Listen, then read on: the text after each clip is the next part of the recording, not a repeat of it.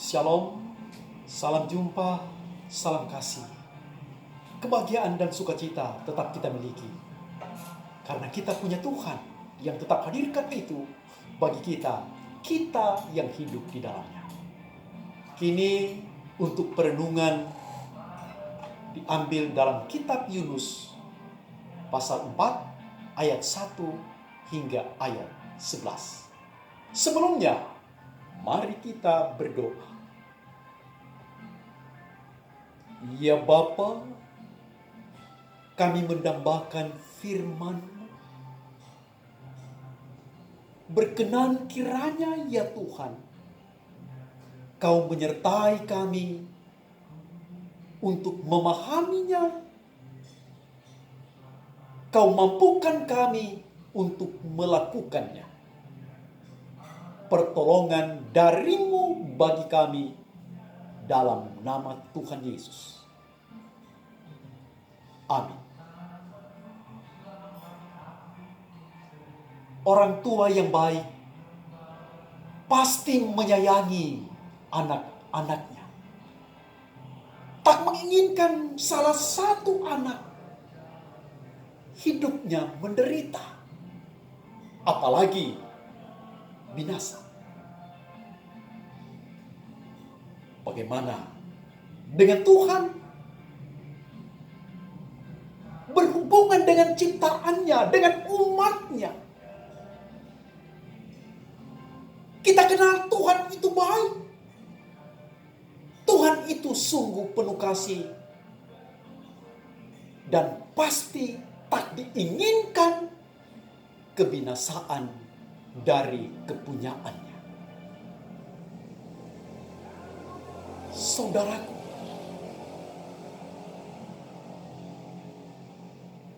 dalam bagian perenungan kita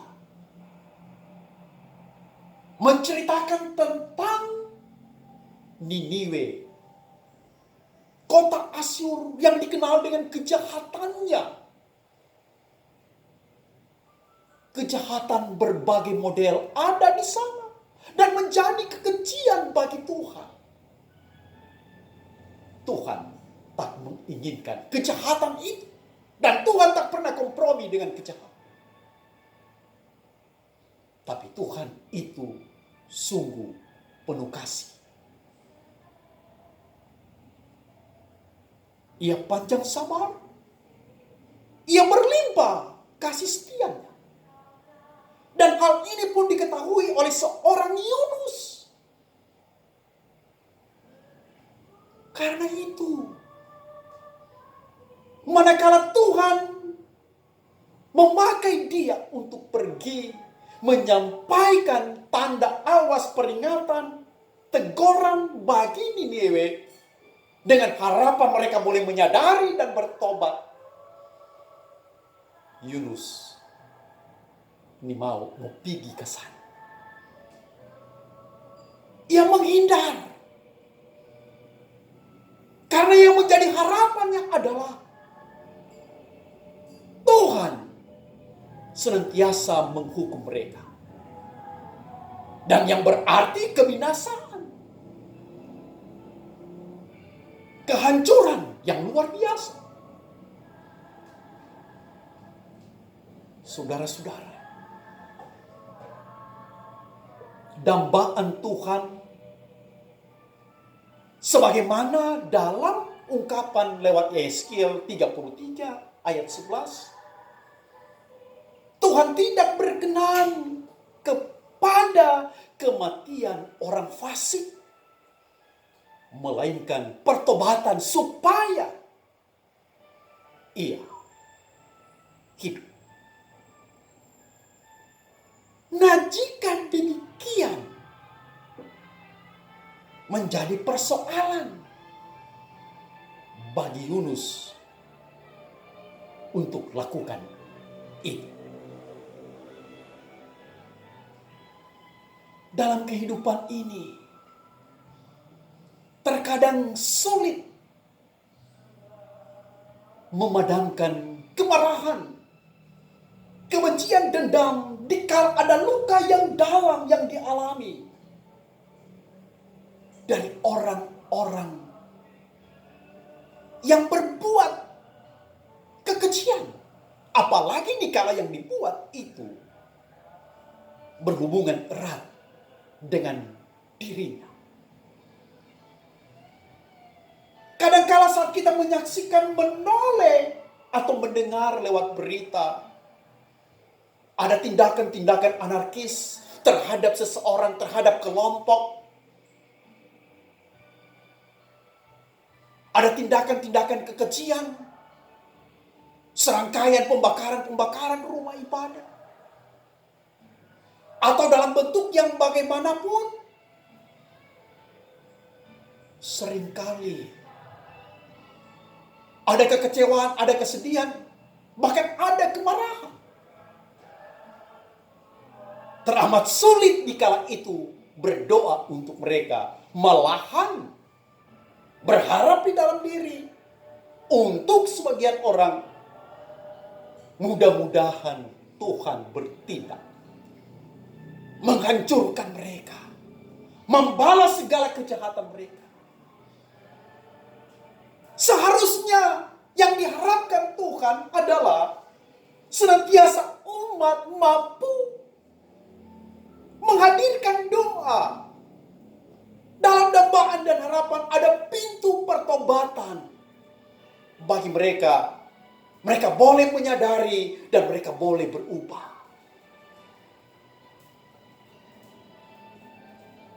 Saudara-saudara yang dikasihi dan diberkati oleh Tuhan, untuk membawa umat mereka yang ada di Niniwe bertobat, maka perlu ada berita, perlu ada yang menyampaikan, perlu ada yang menegur dan mengingatkan, sehingga mereka boleh bertobat. Mampukah bagi kita untuk senantiasa hadirkan itu dalam kehidupan kita, terhadap keluarga kita, terhadap orang lain yang mungkin ada hal-hal yang kurang berkenan yang dibuat, ada kesalahan-kesalahan yang dilakukan. Dan bukan nanti dalam bentuk ini mimbar gereja yang menyapa. Bukan hanya dalam bentuk seperti itu, tapi lewat sapaan kita yang penuh hikmat, lewat ucapan kita yang tepat dan benar, tindakan kita yang oke, yang cocok dengan keadaan, sesuai dengan firman Tuhan yang menyapa, maka kita boleh tampil yang terbaik untuk yang lain. Yang berarti kita pun juga senantiasa mampu memiliki pribadi yang rela untuk memaafkan mereka yang melakukan kesalahan. Dikala ada kesalahan yang kita buat, kita pun juga mampu berucap maaf dan buat satu perubahan. Nah, perubahan yang bagaimana dikala hidupnya hidup di dalam dosa. Perubahan yang seperti apa yang dilakukan oleh Niniwe saat ada berita yang disampaikan oleh Yunus. Bagaimana sampai Tuhan mengasihi mereka? Apa yang mereka buat? Mereka boleh menyadari apa yang sudah mereka lakukan. Mereka menengadah kepada Tuhan. Bahkan mereka percaya akan Tuhan itu. Mereka pun berpuasa. Dan seorang raja mampu membawa rakyatnya untuk mau datang kepada Tuhan, meminta pengasihan kepada Tuhan. Seorang raja bertindak agar rakyatnya boleh berpuasa. Ada doa, ada puasa, ada penyerahan hidup kepada Tuhan. Dan puasa yang mereka lakukan luar biasa. Tak hanya ini rakyatnya, tetapi pun juga diberlakukan kepada segala ternak. Nyanda makan, nyanda minum. Ternyata pertobatan itu indah. Sebagai tindak lanjut dari pribadi yang menyadari akan kesalahan. Nah, pertobatan harus senantiasa dalam ketulusan dan kesungguhan sehingga berkenan kepada Tuhan. Berkaitan dengan kelompok, berkaitan dengan banyak orang, berkaitan dengan bangsa, orang perlu belajar dari yang dilakukan oleh Niniwe. Segenap rakyat datang kepada Tuhan. Adakah bagi kita menoleh? Adakah sesuatu yang kurang berkenan di hadapan Tuhan? Adakah yang perlu kita buat? Di balik pergumulan beban hidup yang dialami, bahkan berkaitan dengan COVID-19. Apakah ada sesuatu yang Tuhan tuntut bagi umatnya di dunia ini? Dan umat perlu menyadari dan perlu mengoreksi diri. Perlu dalam kepekaan untuk memahami itu. Tapi tetap dalam satu hal, Tuhan menambahkan keselamatan umat. Tuhan mengharapkan kehidupan umat yang menyenangkan, yang berkenan di hadapannya. Yang berarti mampu buat perubahan untuk kemuliaan Tuhan. Saudara-saudara yang dikasihi dan diberkati Tuhan. Ada hal yang luar biasa yang dibuat oleh Yunus. Yang seharusnya dia perlu sadari itu. Dia perlu berbangga dan dia perlu bersyukur. Mengapa?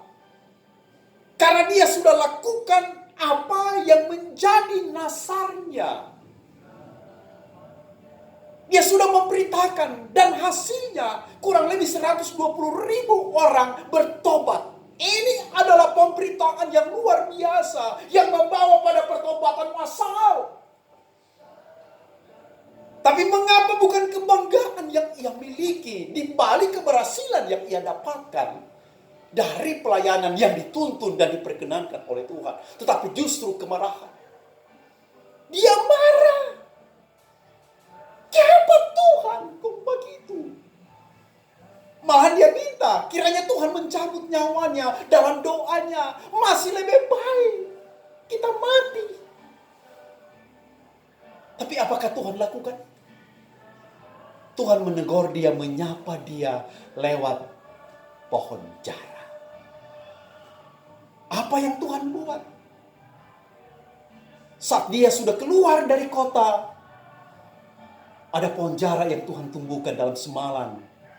Dan ternyata dia boleh berteduh, dia merasakan kenyamanan, dan dia pun bersuka cita.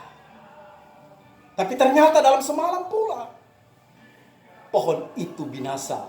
Membuat panas terik datang menyengat.